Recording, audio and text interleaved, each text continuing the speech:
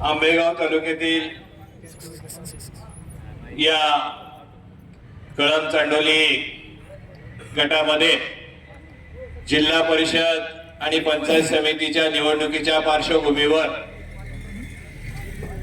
आज या गटातील तिन्ही उमेदवारांचा फॉर्म भरण्यासाठी सकाळपासून सुरू झालेली रॅली, मग ती बागडीपासून सुरू झाली आणि मग रांजणी असेल, तोरंदळे असेल, चांडोली असेल, करत करत आज कळमला आलेली आहे।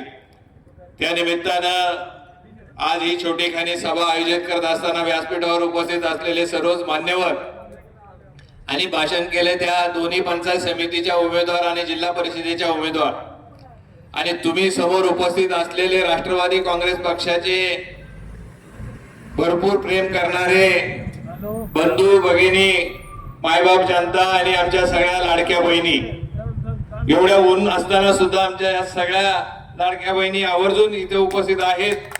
याच्यावरूनच तुम्हाला लक्षात येतं की उद्याच्या विजयाची नांदी ही आज ठरलेली आहे। आता तुलसीताईंनी भाषण केलं, उषाताईंनी केलं, सीमाताईंनी केलं। या दोघी उषाताईंनी या भागात गेल्या वेळेस पंचायत समितीच्या माध्यमातून तुम्ही त्यांना उमेदवारी दिली, निवडून आणलं आणि सभापती पदावर त्यांनी अतिशय सुंदर असं काम केलं। तुलसीताईंनी जिल्हा परिषदेच्या माध्यमातून खूप काही कामं या गटामध्ये करण्यात आली आणि सीमाताई, आता तुम्ही नवीन जरी असल्या तरी मला वाटत नाही, कारण की रमेश शेठ खिलारी हे तुम्ही सगळ्यांनी ओळखता। रमेश शेठनी गेले 35 वर्ष नामदार वळसे पाटील साहेबांचा एक खंदे कार्यकर्ता, जसा सचिन भाऊ नामदार वळसे पाटील साहेबांचा एक खंदा कार्यकर्ता म्हणून राहिलेला आहे किंवा रमेश शेठ कानडे जसे खंदे कार्यकर्ते राहिलेले आहेत, तशाच पद्धतीने या सगळ्यांनी खूप मोठं काम आंबेगाव तालुक्यामध्ये उभं केलेलं आहे। आणि आपल्या सगळ्यांना माहिती आहे गेल्या 35 वर्षामध्ये नामदार वळसे पाटील साहेबांनी या तालुक्याचा कायापालट केला आणि तो करत असताना खूप कार्यकर्ते घडवले। जसं मी आता रमेशचं नाव घेतलं असेल, सचिन भाऊचं नाव घेतलं असेल, असे खूप छोटे छोटे कार्यकर्ते मोठं करण्याचं काम नामदार वळसे पाटील साहेबांनी केलं।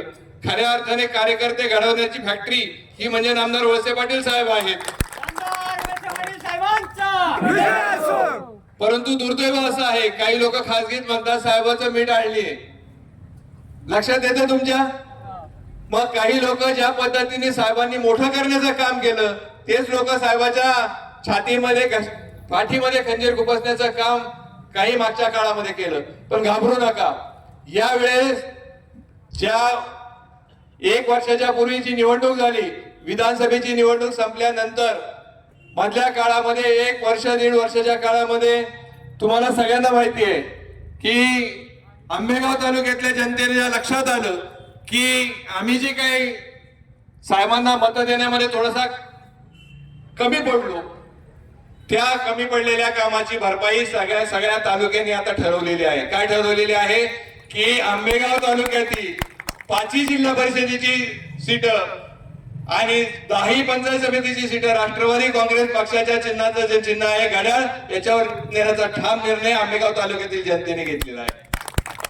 मी तुम्हाला सांगतो, आता काही लोकांनी कडबोळ तयार केले, कडबोळ माहिती आहे ना? आणि त्या कडबोळ्याच्या माध्यमातून वेगवेगळ्या पक्षाची लोक एकत्र आली आणि नामदार वळसे पाटील साहेबांना म्हणे आंबेगाव तालुक्यातून आम्हाला संपवायचे। शक्य आहे?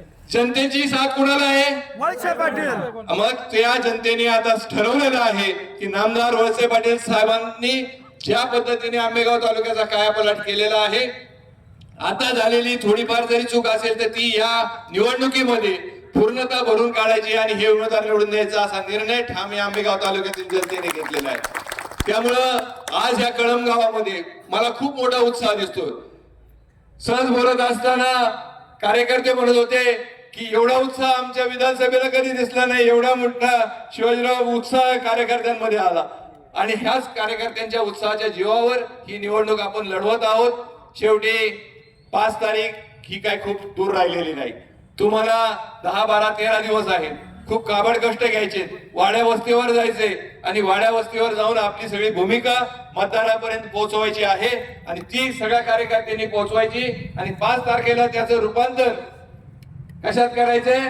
मतदानात आणि कुठल्या मतदानात? घड्याळाच्या चिन्हाचं बटन दाबून ते रूपांतर करायचंय आणि भरघोस मताने या तिन्ही उमेदवारांना निवडून द्यायचे. अशीच कळकळीची विनंती या निमित्ताने करतो आणि थांबतो. धन्यवाद.